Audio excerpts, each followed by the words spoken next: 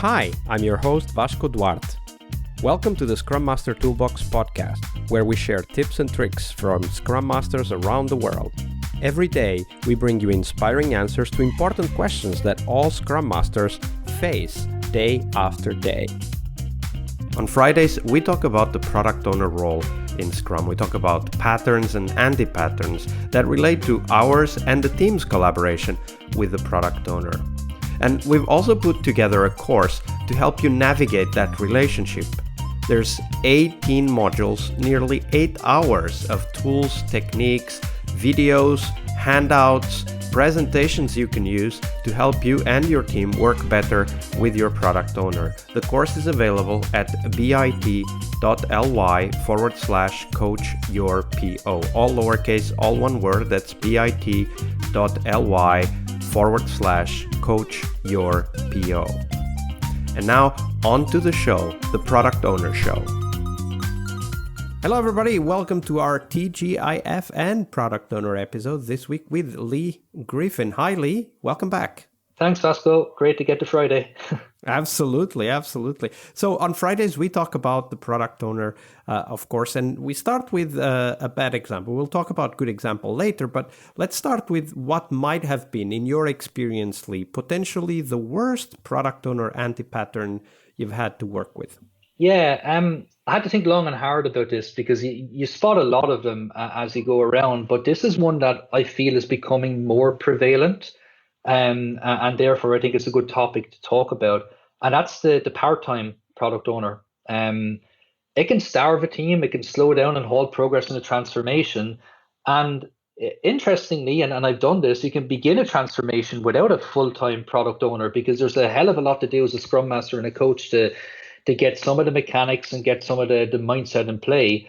But the product owner is a prescribed role in the Scrum Guide, and it needs to be present. And present is the key word. But product owners are invariably getting paired with other roles. And I've seen product owners being paired with a product manager role, which is very customer facing, but more away from the development teams that are working on the role. I've seen product marketing have product owners where they're literally looking at the marketing and the selling of the product, and they're very close to the customers as a result. So people think it's a good fit to marry those roles. And I've even seen engineering management roles as a product owner. And I've been guilty of having to fill that role when we did not have a full-time product owner in one of my teams in Red Hat. And the difficulty here is the team need that product owner to be available. They need him to be an active participant in the team. And the wider duties of the role, they might look like and sound like some of the other roles I mentioned, the product manager, the product marketing, and so on. But the danger is they get sucked into that world, and that takes all of their time, and they get to lose that chance to really focus on their product, their role as a product owner, and to grow into it, because people aren't born a product owner. It requires a lot of time, investment, training, and coaching, and certainly the Scrum Master plays a strong role there. And because of this part-time nature, I've personally witnessed product owners not doing due diligence on requests coming in, being unable to articulate the value or the business justification. And I've also had product owners take a very personal view on the backlog by pushing features that they wanted several years back while in a different role, but not reflecting the value, the vision, and the overall mission that this team and this product is trying to operate in. And they view the product owner title as just that. It's a title and a vehicle for them to push their own agenda rather than be focused on the value of the role and the value that brings to the team. And ultimately, the cornerstone of Scrum needs that product owner to be focused on that job. Now, solving that was difficult. And I like to say that I put light and consistent pressure on any of my product owners that I've worked with. That might come across as being heavy-handed for them, but you're trying to kill them with kindness in one sense to try and help them understand the value of the role and that the team really need them. So I would be very proactive on sending meeting invites. I'd be pinging them on tickets on our Jira instance for comments back, for clarification. I'd be escalating the blockers from the team through the product owner, and they would receive multiple emails a day from me.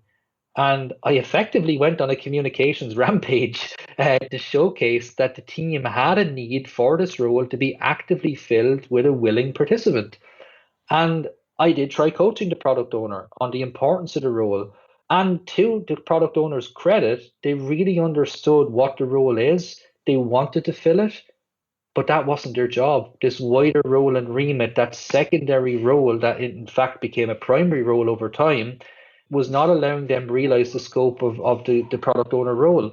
And the wider scope was just totally inescapable. Absolutely. So while I had a product owner who was willing to come on the journey, my focus had to turn to the leadership team to help formalize the product owner role, to help them understand and produce the data, to go back to my point earlier in the week about being data focused, to show the slowdown on features, to show the dates that we slipped on because of unavailability, because of a lack of insight, and to show that we had built several features that our customers ultimately didn't use, that a subset of the customers had indicated that this was something important to them, but ultimately wasn't adopted and wasn't sold. And that really helped the leadership team understand the value of the role. And out of that, we hired a fantastic product owner. And over a number of weeks, we worked on a transition to separate the product manager role and the real customer facing role that it played from the internal facing, engineering facing product owner role. Now, that in itself is probably an anti-pattern because you now had a product owner that did not have direct access to your stakeholders and your customers, and instead was proxying this through the product manager. And I totally acknowledge it's an anti-pattern, but we need to adapt. We need to work with the environment that we're in. And the team now had an active product owner, and we now had a direct line and channel between product owner, product manager, team, and customer, albeit with an extra communication hop, which was easily solved and easily dealt with. And that light pressure that I can keep on my product owner gets replicated to the product manager. But because the roles are now disentangled, the time and the headspace is there to work on them. Yeah. One thing from the story that I would like to highlight is that sometimes as Scrum Masters, we need to recognize that there's no hope of getting to a successful completion of our work with the product owner if we just focus on the product owner, and that sometimes we need to look at the organization, how it's set up, and work with leadership to, as you said, define the product owner role or disentangle two roles that are now assigned to the same person but should not. So that organizational aspect and providing support also for the existence of the product owner role can be quite important for us as Scrum Masters. Yeah, and it's really interesting that there's problems in an organization. You accept that organizations have a hierarchy, that they have a matrixed organization with different roles and different functions. And the product owner term and name is a highly sensitive name in teams that already have roles like product manager and product marketing. And that owner word is a real powerful word that can cause difficulties in and of itself. And it's something I think that the Scrum Guide longer term might need to address. We actually named our product owner the product advocate to avoid any connotations of ownership and management and to sidestep any political kind of conversations that might come around that. But the easiest thing in the world for my team and myself to do would be to sit back and blame all our problems on not having a product owner. And it took several months, like it does in any multinational, to get that product owner role approved and hired and up to speed. And in that 6 months or so, we done amazing things. We got our release cadence up, we improved our own processes, and we brought our things as far as we could, minus the full-time product owner role. So it should never be an excuse, the absence of a product owner, be it a permanent absence or a part-time product owner. And there's enough good things that a Scrum Master and a team can do and focus on to bring the team to that level that it needs to get. And of course, the product owner helps elevate that to another level then. Absolutely. And a great caveat indeed that sometimes the naming might be the problem. But now we turn our attention to the good product owner. So Leigh, what might have been potentially the best product owner example that you've worked with? So I've worked with an exceptionally experienced product owner. This guy, Chris is his name. has worked as a business systems analyst before, was very customer focused, came from a fantastic technical background. So he had that insane ability to speak business terms to development teams and development terms to business folks. And he would be the model product owner that you could put out there. And I've always admired how he went about his work, but he'd be the easy choice to make. And this might be something for folks listening to this podcast that might want to move into a product owner role, but mightn't have those skills of this rock star product owner I just described. I hired a brand new product owner 12 months ago into the product owner role. Her name is Aoife, and she had no experience as a product owner and no technical background. So why did I hire her as a product owner? Might be the natural question people are asking.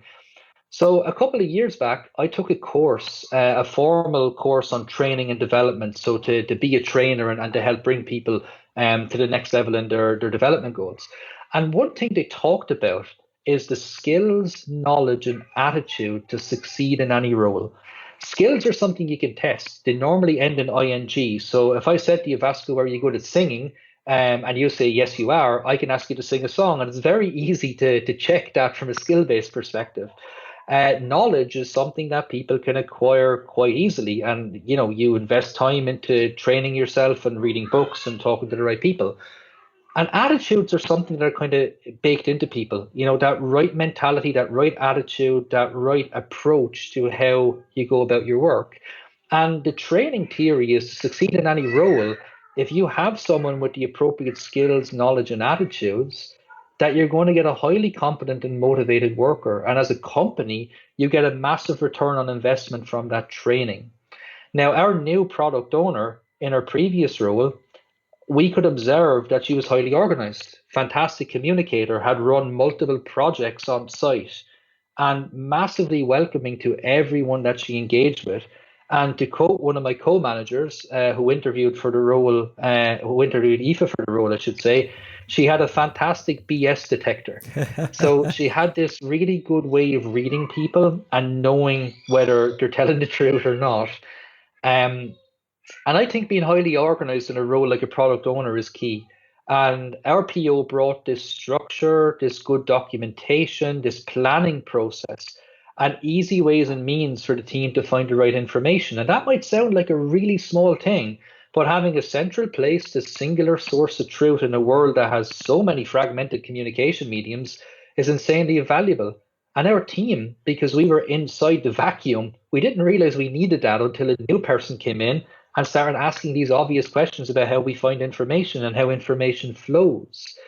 But something she introduced really early was the concept of an epic brief. So the teams were getting, the team, I should say, was about 12 months into an agile transformation, and we finally got our product owner. And they were quite familiar with user stories and epics.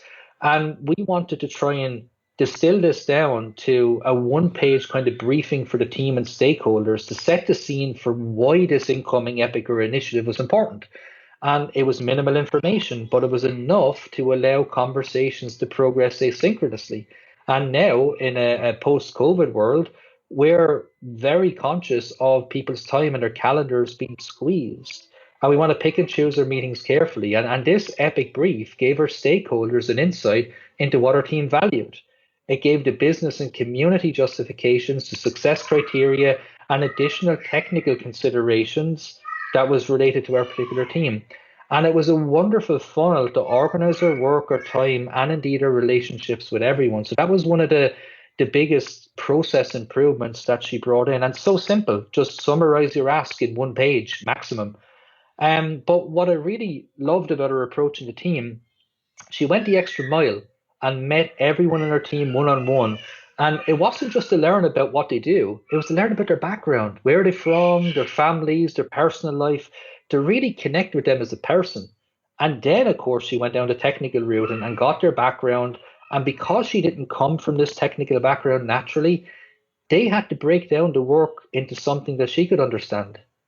And as engineers, that's actually incredibly difficult because you always assume the other person has a base level of technical knowledge, but our customers don't have that.